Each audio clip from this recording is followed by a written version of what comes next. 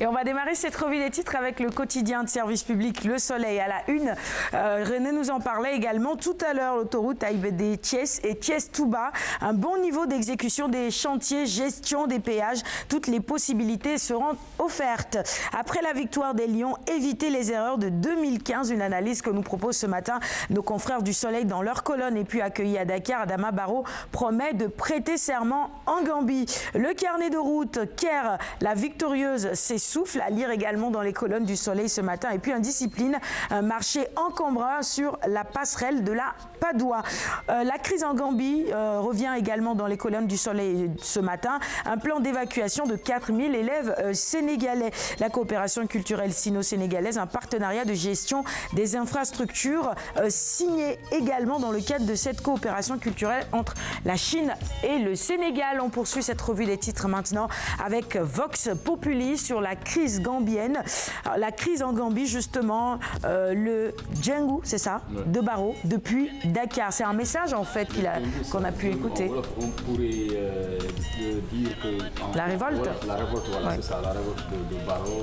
En fait, il y a plusieurs synonymes pour expliquer un peu. On t'entend pas très bien, Alioune Badara. Bon, c'est la colère, comme tu l'as dit. On poursuit, peut-être tu reviendras là-dessus. On va poursuivre pour l'heure avec la prestation de serment du président élu le 19, Adama, devant le barreau gambien.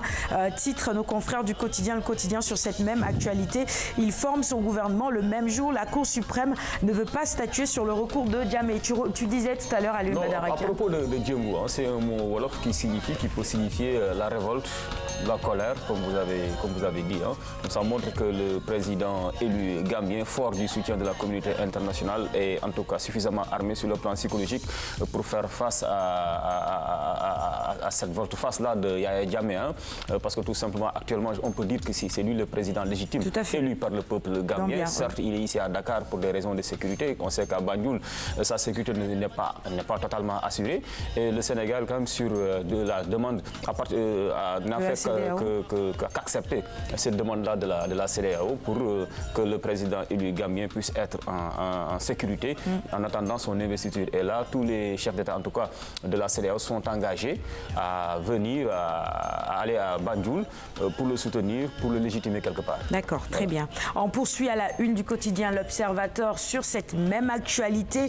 La crise gambienne toujours, panique à Banjul, le sauve-qui-peut des réfugiés, 3 ministres quittent Djamé et puis un plan d'évacuation de 4000 élèves sénégalais à la frontière est mis en place. On poursuit avec Réomi Quotidien. C'est le même sujet. L'arrestation des proches, menaces et résolutions de Barrow. La tension monte d'un cran en Gambie. Le président élu montre ses griffes et puis les députés prorogent la transition en Gambie. On poursuit toujours cette revue des titres avec la une du quotidien Enquête maintenant sur une toute autre actualité. C'est un dossier sur les dangers et les abus sur les réseaux sociaux. L'envers du net, très intéressant. On proposera certainement cela à Amadou qui pourrait revenir sur ce sujet dans la chronique high-tech. Battu et consoeurs, victimes expiatoires sur l'autel de l'ignorance. Et puis le docteur Mamadou Ndiaye du CESTI, autant pour moi, parle également dans les colonnes d'enquête ce matin. Et il dit par exemple, il faut une bonne éducation aux médias sociaux. Moussokoro Diop, la blogueuse également parle. Il dit les réseaux sociaux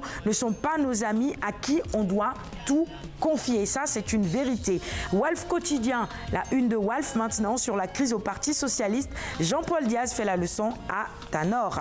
Les quotidiens spécialisés en sport maintenant. Stade pour démarrer cette revue sur les quotidiens spécialisés en sport, je disais.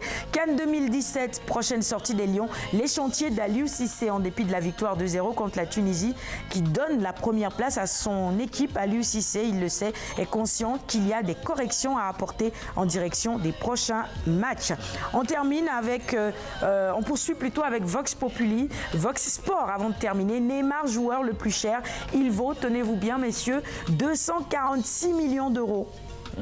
246 millions d'euros. On fait le petit calcul rapidement en francs CFA. Donc Messi est le deuxième avec 170 millions et Ronaldo 7e avec 128 millions d'euros.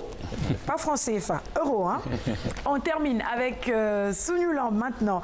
Alioune Dione, staff technique du Rock des Parcelles. Modulo va vers un combat capital. L'acte 2 est très puissant et Modulo aussi l'est. Ce sera tout pour la revue des titres de ce matin. Merci à tous de l'avoir suivi. N'oubliez pas d'inscrire vos enfants dans des écoles de foot. Hein. Ça paye, et ça paye plutôt bien. Allez, bon projet. On va parler, oui, éducation.